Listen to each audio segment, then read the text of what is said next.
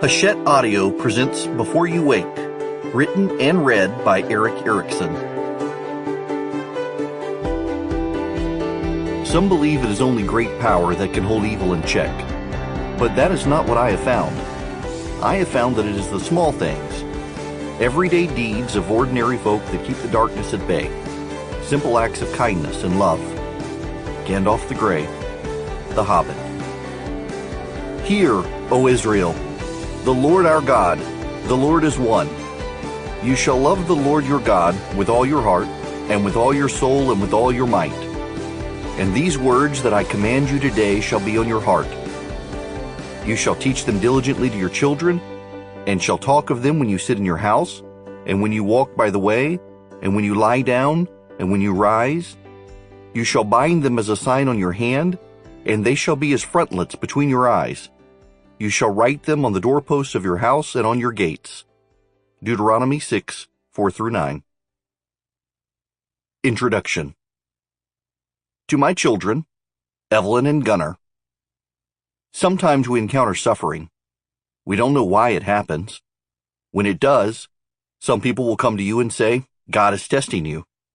To others, God is setting you up for something if you weather the storm. But sometimes hard times are just hard times. There are no lessons to be learned. And sometimes, only in retrospect do you see those lessons.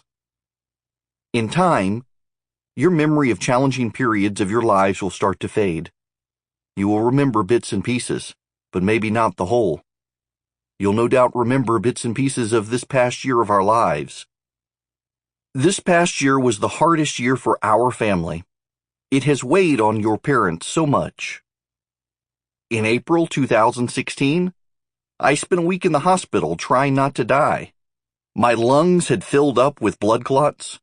My blood oxygen level had fallen below 90%. I could not breathe lying down or standing up. Walking left me gasping for air. For months I thought it was allergies, but it got worse and worse, until finally your mother forced me to go to the doctor.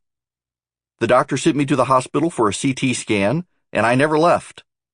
Within hours, I was being treated like a stroke victim. Administered tissue plasminogen activator, then lots of blood thinners. I looked like the victim of a car wreck, with the single bruise stretching from my shoulder to my hand. Gunnar, perhaps by the time you listen to this, you will have forgotten. But for the last year, you have been increasingly worried about me. Sample complete. Ready to continue?